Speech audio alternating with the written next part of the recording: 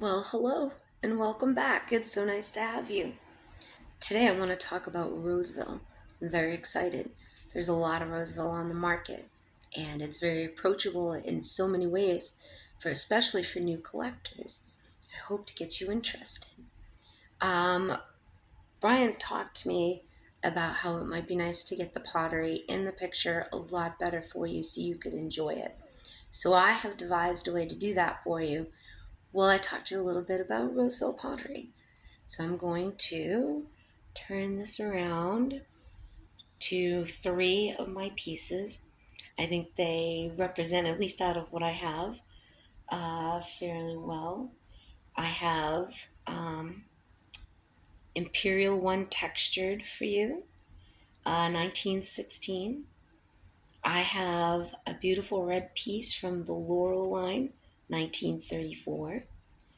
And I have a beautiful piece of foxglove, which I love, from 1942, kind of a mauve over burgundy. So you enjoy that, and let's talk about Roseville.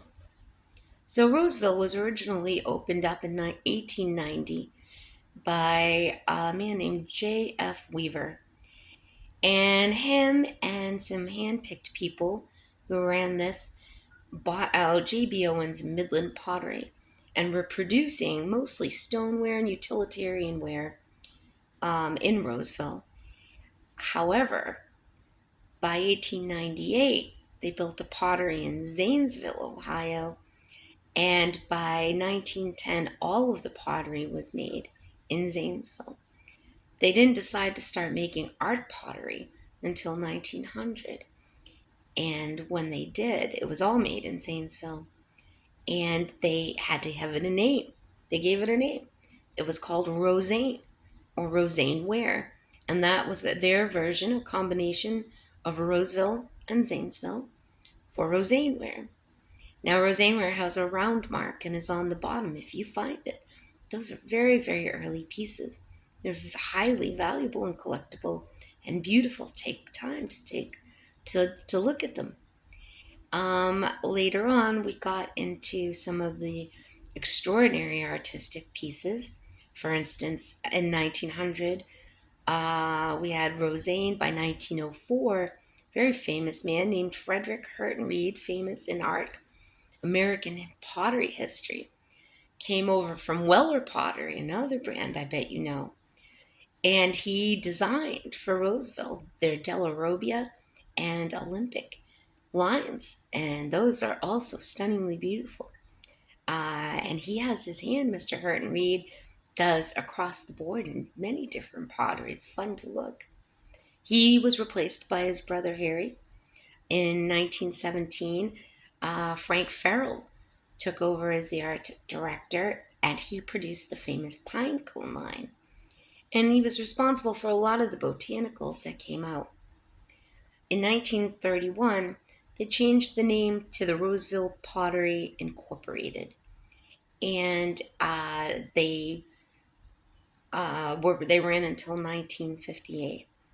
So this is real American art pottery in the making.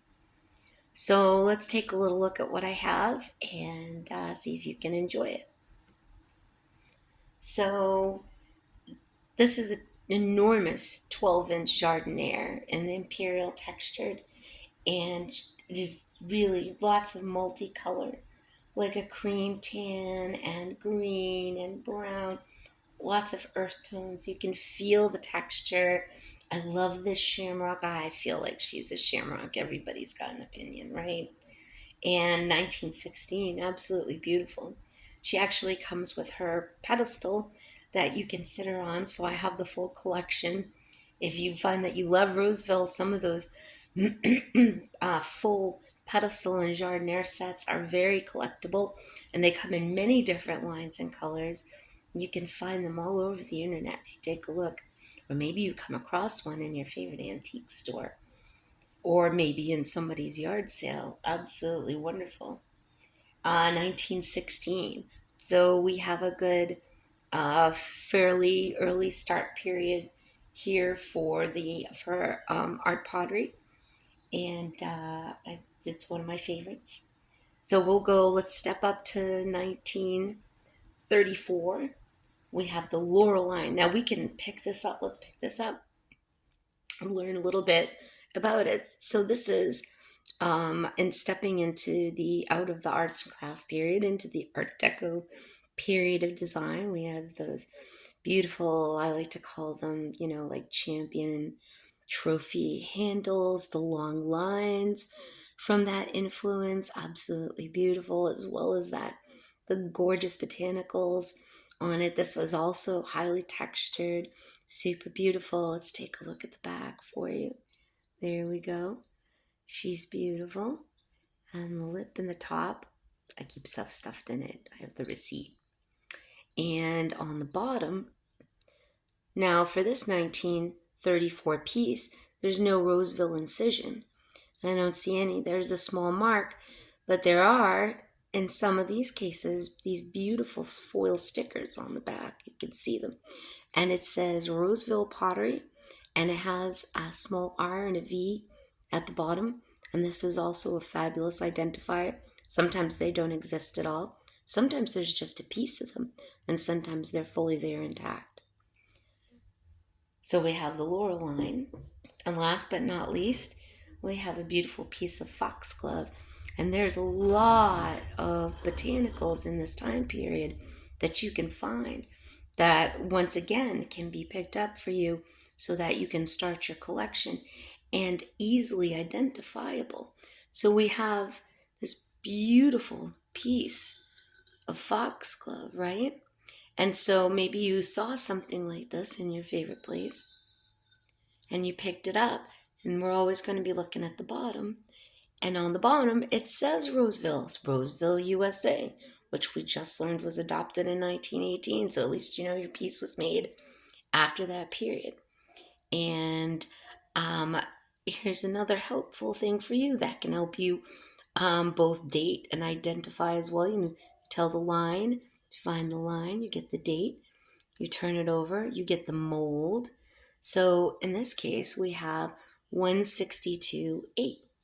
So 162 tells us the mold number, dash 8 tells us the size. So mold number 162, and the size is 8 inches. We are 8 inches tall. So the laurel, while it wasn't marked, has a form number of 667-6 when it is, and that tells you that that's the form and that it is 6 inches tall. So Roseville, I feel, is a really, really good choice for starting and identifying and looking.